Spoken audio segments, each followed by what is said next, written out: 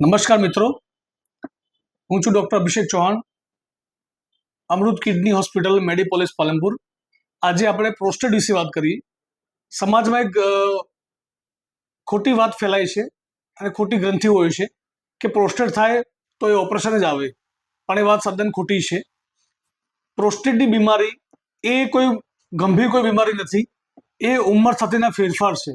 જેમ માથાના વાળ કાળાના ધોળા થાય તો એ ઉંમર સાથેના ફેરફાર કહેવાય. એ રીતે પ્રોસ્ટેટ જ્યારે ગ્રંથિ દરેક જેન્ટ્સમાં જન્મથી હોય છે, જે 15 થી 20 ગ્રામની હોય છે, તે જ્યારે આપણી 40-45 વર્ષની ઉંમર થાય તો એ પ્રોસ્ટેટ ગ્રંથિ ફૂલે છે.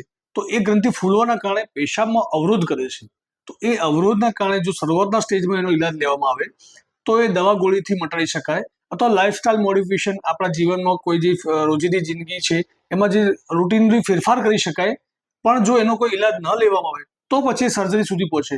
માટે આ લોકો સુધી એક સંદેશો પહોંચાડો કે એનો તાત્કાલિક અને અર્લી જ્યારે સિમ્ટમ્સ, એના લક્ષણો દેખાય છે તો એનો યુરોલોજિસ્ટને મળીને એનો ઈલાજ લેવો જોઈએ, તો દવા ગોળીથી મટાડી શકાય છે.